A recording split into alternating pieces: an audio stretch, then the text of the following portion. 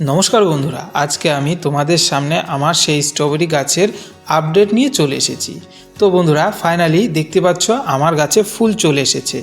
আজকে আমি তোমাদেরকে এই গাছটি ছোট থেকে এই পর্যন্ত মানে ফুল ধরা পর্যন্ত কি করেছি আর আগামীতে বেশি বা ভালো মানের ফল যাতে হয় সেই প্রসেসটি তোমাদেরকে জানাবো। তো বন্ধুরা, তোমরা যে আমার এই ভিডিওটি দেখছো তারা যদি আমার চ্যানেলটি সাবস্ক্রাইব না করে থাকো তবে অবশ্যই আমার চ্যানেলটি সাবস্ক্রাইব করো। তোমরা দেখতে পাচ্ছ এটি আমার গাছটি লাগানোর 1 মাস পরের ভিডিও।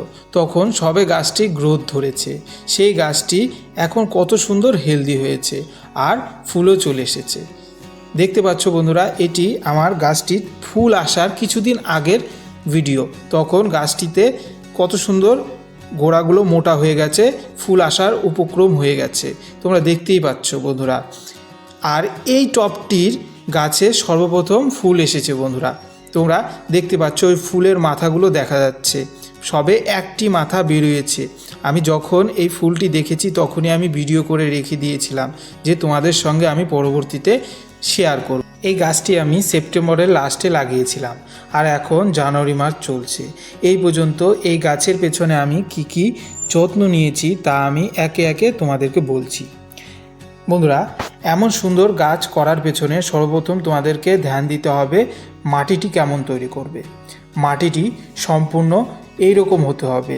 আমি সাইড স্ক্রিনে দিয়ে দিচ্ছি, আর তোমরা যদি বলো এমন সুন্দর মাটি আমরা কিভাবে তৈরি করব, তাহলে আমাকে কমেন্ট করবে অবশ্যই। আমি তার একটি ভিডিও বানিয়ে আমার এই চ্যানেলে দিয়ে দিব। আর তাছাড়া তোমরা ইউটিউবে সার্চ করলে অনেক ভালো ভালো ভিডিও। তবু আমি এই মাটি তৈরির পদ্ধতি তোমাদেরকে সংক্ষেপে জানিয়ে রাখছি এই ভিডিওতে। যেহেতু এই গাছের শেকড় বেশি দূর প্রবেশ করে না, তাই এই গাছের জন্য মাটিটি খুব ঝুরঝুরে হতে হবে, না বেশি এঁটেল মাটি না বেশি বালু মাটি। যদি তোমাদের মাটি এঁটেল মাটি হয়ে থাকে তবে নির্দিষ্ট পরিমাণে তোমরা নদীর বালি মিশিয়ে নেবে। তারপর সেই মাটিতে সমপরিমাণ পুরনো গোবর সার বা ভার্মি কম্পোস্ট দিয়ে দিবে। আর দিবে 1 বালতি মাটি তৈরিতে কি পরিমাণ জিনিসপত্র দিতে হবে সেইটি বলছি তোমাদেরকে। যদি 1 বালতি মাটি হয় তাহলে তার সঙ্গে দিয়ে দিবে 1 থেকে 150 গ্রাম সরিষার খোল। আর তার সঙ্গে দিবে তোমরা তোমাদের বাড়িতে যেসব সবজি খাও আর ফল খাও সেই সব সবজি আর ফলের চোচাগুলি দিয়ে দেবে, শুধু লঙ্কা আর লেবুর খোলস বাদে। আর যদি নিমখোল থাকে তাহলে সেটি 1 বালতিতে 1 মুঠো দিয়ে দিবে, আর না থাকলে কোনো ব্যাপার নেই। এরপর এই সব ভালো করে মিশিয়ে নিবে হালকা জল দিয়ে। জলটা দিবে যদি মাটিতে ময়েশ্চার না থাকে তবে। তাহলে এগুলি মিশিয়ে নেওয়ার পরে বন্ধুরা, এই মাটিটিকে একটি সুন্দর ছায়াযুক্ত জায়গায় তোমরা 1 সপ্তাহ 10 দিন রেখে দিবে। যত পুরনো হবে তত বেশি ভালো, তত ভালো জিনিসগুলো পচবে আর ভালো মাটি তৈরি হবে। এরপর বন্ধুরা, এই গাছটিকে একটি ভালো পাত্র দেখে বা ভালো টব দেখে বন্ধুরা এই মাটিতে তোমরা এই গাছটিকে লাগিয়ে দেবে নির্দিষ্ট সময়ে। তারপরে বন্ধুরা, লাগানো হয়ে গেলে কিছুদিন ওই গাছটিকে ছায়াযুক্ত জায়গায় রেখে দেবে। যখন মাটির সঙ্গে সেট হয়ে যাবে তখন হালকা রৌদ্র যেখানে পায় সেখানে গাছটিকে রেখে দিবে। তারপর যখন ঠান্ডা মানে অক্টোবর মাসের লাস্টে বা সেপ্টেম্বর মাসের দিকে তখন যখন ঠান্ডা পড়া শুরু করে তখন গাছটিকে যেখানে ভালো রৌদ্র পায় সেখানে রেখে দিবে। এরপর বন্ধুরা, গাছটিতে সময় সময় পরিমাণ মতো জল দিতে হবে। শুধু এইটুকু করলে গাছটির গ্রোথ এত সুন্দর হবে না। এর সঙ্গে সঙ্গে আরেকটি জিনিস গাছের গোড়ায় দিতে হবে, সেটি হলো 1 রকমের লিকুইড সার। সেই সারটি আমি সবসময় গাছের গোড়ায় দিয়ে থাকি। এটি 1 সপ্তাহ 10 দিন অন্তে অন্তে আমি গাছের গোড়ায় দিয়ে থাকি। তার ফলে দেখতে পাচ্ছ বন্ধুরা কি সুন্দর গাছের গ্রোথ হয়েছে। সেই লিকুইড সারটি হলো সরিষার খোল ভেজানো সার।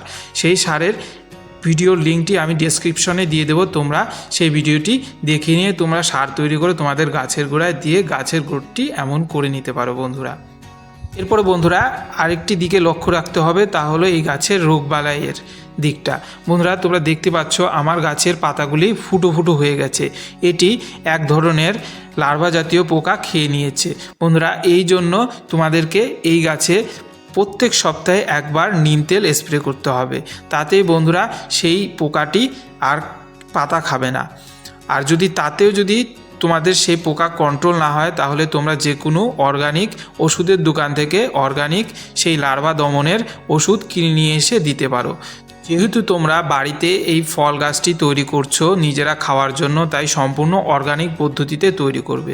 আমি কোনো রকম রাসায়নিক সার বা রাসায়নিক ওষুধ এই গাছে ব্যবহার করিনি, শুধু সময় সময় সেই লিকুইড সারটি আর নিম তেল স্প্রে করেছি, তাতেই আমার গাছের গ্রোথ এত সুন্দর।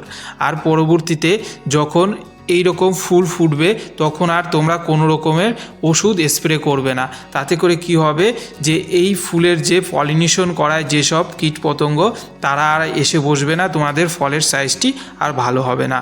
একটি বিশেষ দিকে তোমাদেরকে লক্ষ্য দিতে হবে, যখন তোমাদের গাছে ফুল থেকে ফল ধরবে তখন গাছের গোড়ায় এইরকম খড়কুটো দিয়ে মালচিং করে দিবে। এটি দেওয়ার মূল কারণ হলো এই যে, যেহেতু এই ফলটি খুবই নরম ফল, তাই এটি মাটির সংস্পর্শে আসলে নষ্ট হয়ে যায়। আর এই মালচিংটি করা থাকলে ঘাসও জন্মায় না আর গাছের গ্রোথও ভালো হয়। আমি আগামীতে এই গাছের কি করণীয় এবং কেমন ফল হলো, কেমন কি করতে হবে তারও ভিডিও তোমাদের সামনে নিয়ে আসবো। এই কয়টি দিক লক্ষ্য রাখলে তোমাদের গাছে ফলনও বাড়বে আর ফলের সাইজও ভালো হবে। তো বন্ধুরা, এত সুন্দর একটি ভিডিওর জন্য অবশ্যই একটি লাইক করবে, আর আমার চ্যানেলটি যদি সাবস্ক্রাইব না করে থাকো তবে অবশ্যই সাবস্ক্রাইব করে নিবে। আজকের জন্য এই পর্যন্তই বন্ধুরা, আমার এই ভিডিওটি সম্পূর্ণ দেখার জন্য ধন্যবাদ। তোমরা সুস্থ থেকো, ভালো থেকো আর আমার এই চ্যানেলের পাশে থেকো।